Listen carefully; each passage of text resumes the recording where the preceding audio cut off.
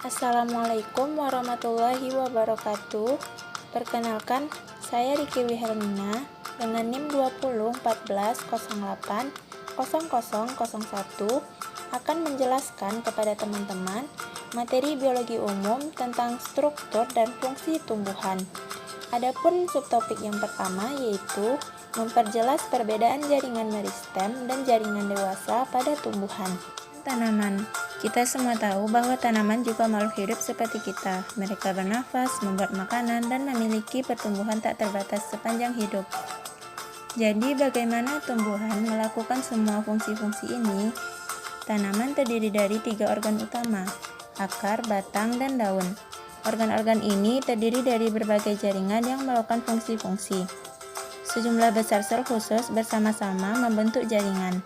Jaringan tanaman ditandai dan diklasifikasikan terstruktur dengan fungsinya. Ada 2 tipe dasar jaringan, yaitu jaringan meristem dan jaringan permanen. Mari kita lihat pada jaringan meristem. Ini adalah jaringan meristem yang membantu pertumbuhan tanaman, karena jaringan meristem memiliki kemampuan untuk membelah. Sel meristem mirim umumnya kecil, tertutup dalam dinding sel tipis dan kubus. Berdasarkan letaknya, jaringan meristem diklasifikasikan menjadi meristem apikal, meristem lateral, dan meristem interkalar. Jaringan yang membantu meningkatkan panjang batang dan akar adalah meristem apikal. Jaringan ini terletak di ujung batang dan akar. Dan yang membantu dalam meningkatkan diameter tubuh tumbuhan ialah meristem lateral. Terletak pada posisi samping batang atau akar. Lalu bagaimana daun dan cabang tumbuh? Ini adalah meristem interkalar yang memfasilitasi pertumbuhan daun dan cabang. Pada rumput, meristem interkalar menumbuhkan bagian yang dimakan oleh hewan herbivora. Jaringan ini terletak di dasar nut, luas, dan pada basis stel. Sekarang kita tahu bagaimana tanaman mengembangkan akar, batang, daun, dan cabang. Selanjutnya, mari kita cari tahu jenis jaringan yang membantu tanaman untuk mendapatkan nutrisi yang diperlukan dan dibutuhkan. Ini adalah jaringan permanen yang membantu dalam transportasi persiapan makanan dan penyokong tanaman. Jaringan permanen tidak lain ialah jaringan meristem yang matang dan berdiferensiasi untuk membentuk berbagai jenis jaringan. Berdasarkan dari persamaan selnya, jaringan permanen diklasifikasikan menjadi jaringan permanen sederhana dan jaringan permanen kompleks.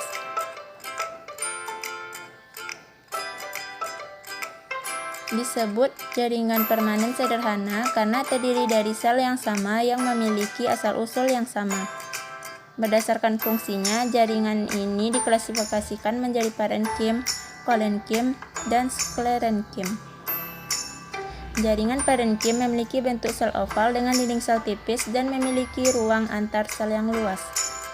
Jaringan ini membantu dalam proses fotosintesis, penyimpanan, dan juga membantu tanaman air mengapung. Jaringan ini dapat ditemukan pada akar, batang, bunga yang hidup. Jaringan kolenkim terdiri dari sel hidup dan memanjang. Jaringan ini memberikan elastisitas, dukungan mekanik, dan kekuatan tarik untuk tumbuh-tumbuhan. Jaringan ini ditemukan terutama di korteks batang dan daun. Jaringan sklerenkim terdiri dari sel-sel mati yang memiliki dinding sel sangat tebal dan mengandung lektin. Jaringan ini melindungi tanaman. Jaringan sklerenkim ada di batang, daun, dan pelindung keras pada biji dan kacang. Nah, sekarang beralih ke jenis kedua, jaringan permanen. Jaringan permanen kompleks. Dari namanya menunjukkan jaringan permanen kompleks tersusun atas lebih dari satu jenis sel. Jaringan ini diklasifikasikan ke dalam xilem dan floem. Xilem adalah jaringan permanen kompleks yang terdiri dari traket, bulu kayu, parenkim xilem, dan serabut xilem. Jaringan ini mengangkut air dan mineral dari akar ke bagian tanaman lain.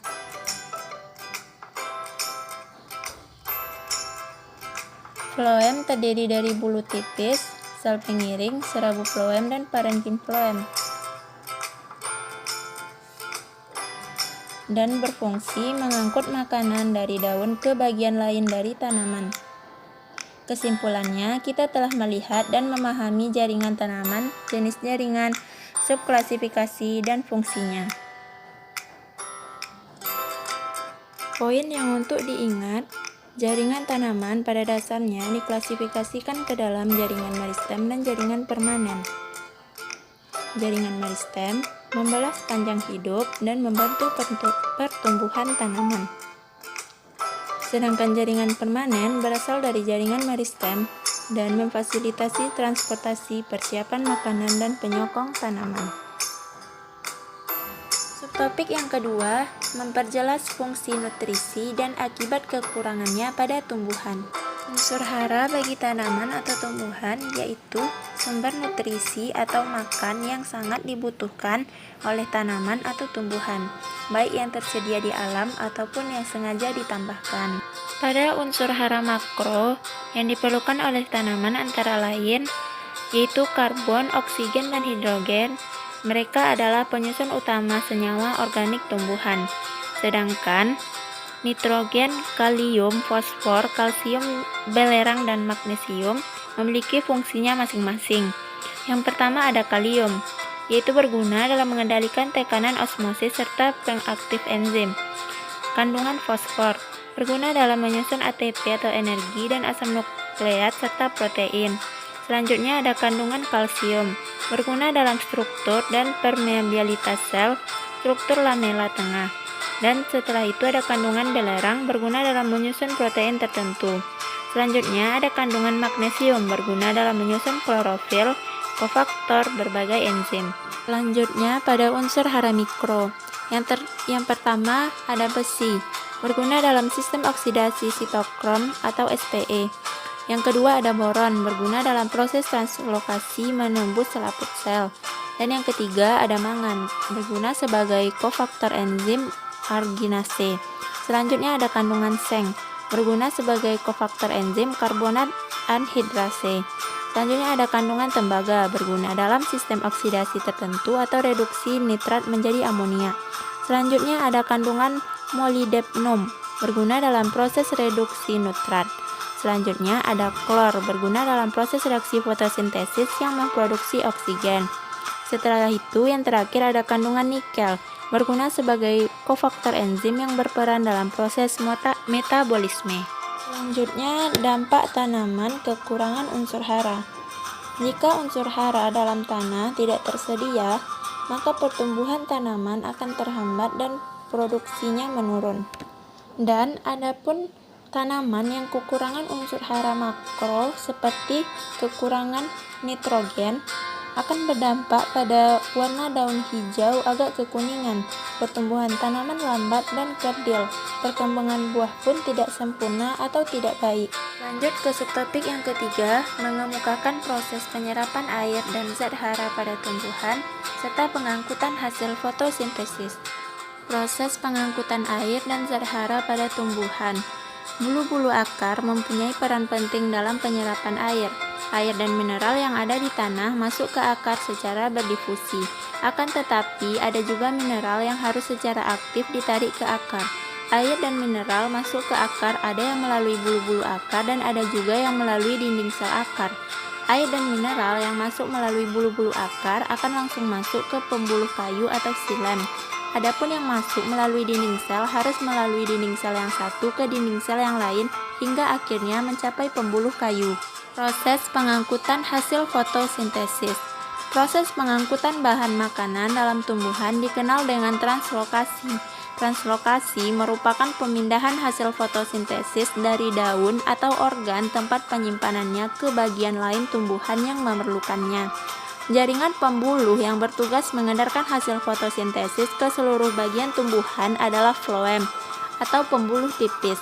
Zat terlarut yang paling banyak dalam getah floem adalah gula, terutama sukrosa. Selain itu, di dalam getah floem juga mengandung mineral, asam amino, dan hormon. Berbeda dengan pengangkutan pada pembuluh xilem yang berjalan satu arah dari akar ke daun. Pengangkutan pada pembuluh xilem yang berjalan satu arah dari akar ke daun, pengangkutan pada pembuluh floem dapat berlangsung ke segala arah. yaitu dari sumber gula atau tempat penyimpanan hasil fotosintesis ke organ lain tumbuhan yang memerlukannya. Subtopik yang keempat menjelaskan proses fotosintesis pada tumbuhan dan faktor-faktor yang mempengaruhinya. Proses fotosintesis adalah tumbuhan hijau yang memanfaatkan energi cahaya matahari untuk mengubah air dan karbon dioksida menjadi karbohidrat. Adapun faktor-faktor yang mempengaruhi proses fotosintesis, yang pertama ada klorofil. Klorofil sendiri adalah zat penghijau tumbuhan yang paling penting dalam proses fotosintesis. Yang kedua ada cahaya matahari. Semakin tinggi intensitas cahaya matahari, maka semakin cepat mekanisme fotosintesis yang terjadi, dan semakin banyak pula zat makanan yang dihasilkan. Yang ketiga ada air atau H2O. Air juga sangat penting untuk tumbuhan melakukan fotosintesis. Namun, jika sekiranya tumbuhan tidak mendapatkan air yang cukup dari hujan, setidaknya masih ada akar yang bisa menyerap sisa-sisa air di tanah. Dan yang terakhir ada karbohidrat atau CO2. Komposisi untuk fotosintesis akan lengkap jika kebutuhan karbon dioksida sudah terpenuhi. Semakin banyak karbon dioksida yang diserap oleh jaringan stomata tumbuhan, maka semakin sering tumbuhan melakukan fotosintesis. Untuk subtopik yang kelima, mengemukakan berbagai cara reproduksi pada tumbuhan dan hikmahnya. Yang pertama, yaitu ada reproduksi vegetatif. Reproduksi tanpa didahului oleh peleburan sel kelamin jantan dan sel kelamin betina. Yang pertama vegetatif alami, yaitu dengan membelah diri, contohnya spirulina. Dengan tunas biasanya ada pisang, dengan umbi biasanya ada ubi jalar dan kentang. Sedangkan pada vegetatif buatan ada dengan stek, mencangkok, merunduk, dan menempel. Stek contohnya melati, mencangkok contohnya mangga, merunduk contohnya alamanda, dan menempel contohnya jeruk siam. Selanjutnya ada reproduksi generatif. Itu reproduksi yang didahului oleh peleburan sel kelamin jantan dan sel kelamin betina. Pertama ada penyebukan sendiri. Serbuk sari yang jatuh ke kepala putih pada bunga itu sendiri. Penyebukan ini secara tidak umum tidak menghasilkan keturunan yang bervariasi. Yang kedua ada penyebukan tetangga.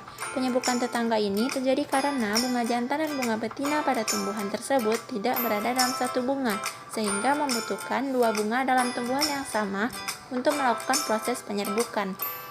Yang ketiga ada penyerbukan dengan air. Proses penyerbukan ini terjadi karena bunga tumbuhan terendam air. Bisa juga terjadi karena terkena air hujan atau kena tumpahan air lainnya. Yang selanjutnya ada penyerbukan bantuan manusia. Ciri-ciri tumbuhannya adalah memiliki serbuk sari dan kepala putih yang tidak dalam satu bunga tunggal, serta serbuk sarinya sulit rontok. Lanjut ke subtopik yang keenam, yaitu menganalisis faktor-faktor yang mempengaruhi pertumbuhan dan perkembangan pada tumbuhan. Pada dasarnya, faktor yang mempengaruhi perkembangan tumbuhan dikelompokkan menjadi dua, faktor internal dan faktor eksternal. Faktor internal terdiri dari gen dan hormon. Gen merupakan substansi pembawa sifat yang diturunkan dari induk ke generasi selanjutnya. Sedangkan hormon merupakan zat yang berperan dalam mengendalikan berbagai fungsi di dalam tubuh. Yang pertama ada hormon auksin. Fungsinya yaitu untuk merangsang pemanjangan sel dan pembentukan bunga, dan untuk pembentukan bunga dan buah. Setelah itu ada hormon giberelin. Fungsinya untuk merangsang aktivitas kambium, menghambat pembentukan biji, menyebabkan buah menjadi sangat besar dan tidak berbiji. Setelah itu ada hormon sitokinin. Itu untuk memacu pembelahan sel dan menunda pengguguran daun, bunga, dan buah. Selanjutnya ada gas etilen, berfungsi untuk mempercepat pemasakan buah, asam absisat untuk menghambat pertumbuhan tanaman, asam tromolin untuk merangsang pertumbuhan sel pada bagian tumbuhan yang luka, dan kalin. Kalin itu terbagi jadi 4. Fungsinya berbeda-beda, ada untuk pertumbuhan akar, pembentukan batang, pembentukan daun, dan pembentukan bunga. Lanjut ke faktor eksternal. Yang pertama ada cahaya. Cahaya berpengaruh terhadap pertumbuhan dan perkembangan makhluk hidup. Tanaman sangat membutuhkan cahaya matahari untuk fotosintesis. Namun keberadaan cahaya ternyata dapat menghambat pertumbuhan tumbuhan karena cahaya dapat merusak hormon auksin yang terdapat pada ujung batang. Yang kedua ada suhu. Suhu memiliki pengaruh nyata terhadap pertumbuhan dan perkembangan tanaman. Contohnya pada padi yang ditanam pada awal musim kemarau, di mana suhu rata-rata tinggi akan lebih cepat dipanen daripada padi yang ditanam pada musim penghujan. Selanjutnya yaitu nutrisi. Nutrisi merupakan bahan baku dan sumber energi dalam proses metabolisme tubuh. Kualitas dan kuantitas nutrisi akan mempengaruhi pertumbuhan dan perkembangan tanaman. Yang selanjutnya ada kelembapan dan air. Kelembapan dan air merupakan faktor penting untuk pertumbuhan dan perkembangan. Air sangat dibutuhkan oleh makhluk hidup. Tanpa air, makhluk hidup tidak dapat bertahan hidup. Selanjutnya yaitu pH. Subtopik 7 mampu menjelaskan kajian Islam yang berkaitan dengan tumbuhan. Pada Quran Surat An-Nahl ayat 10-11 yang berbunyi, Bismillahirrahmanirrahim. Huwallazi anzala minas samaa'i ma'an lakum minhu syarabu wa minhu syajaru fihi tusimun. Yumbitu lakum bihi zar'a waz-zaituna wan-nakhila wal-a'naba wa min kullis samarat. Inna fi zalika laayatan liqaumin yatafakkarun. Yang artinya, Dialah yang telah menurunkan air hujan dari langit untuk kalian. Sebagiannya menjadi minuman dan sebagiannya menyuburkan tumbuh-tumbuhan, yang pada tempat tumbuhnya kalian mengembalakan ternak kalian. Dia menumbuhkan bagi kalian dengan air hujan itu tanaman-tanaman, zaitun, kurma, anggur, dan segala macam buah-buahan. Sesungguhnya pada yang demikian itu benar-benar ada tanda kekuasaan Allah bagi kaum yang memikirkan. Maha suci Allah dengan segala firman-Nya.